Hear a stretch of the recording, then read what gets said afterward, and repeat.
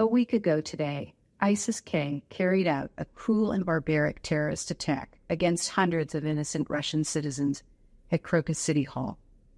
Our hearts go out to those who are grieving from this senseless tragedy.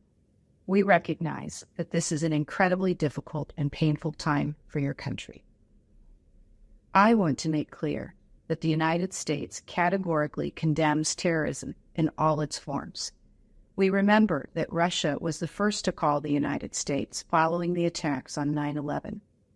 Based on our own experience with terrorism, we have a long-standing duty to warn policy that enables us to share information when there is a threat to innocent civilians, not just with allies, but with countries with whom we may have deep disagreements, including Russia.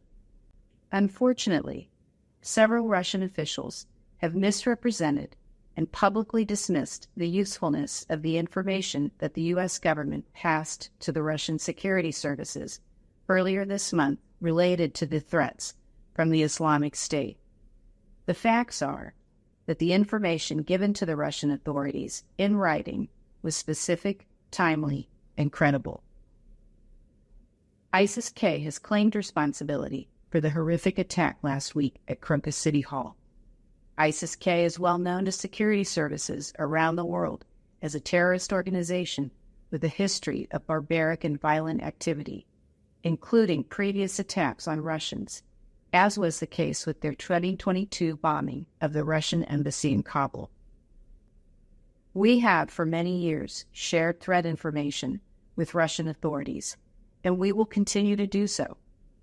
We will also continue to respond to the Russian government's requests for assistance related to the investigation of the Crocus City Hall terror attack. None of this changes the tragic nature of this past week's events, nor does it bring back those who have been lost.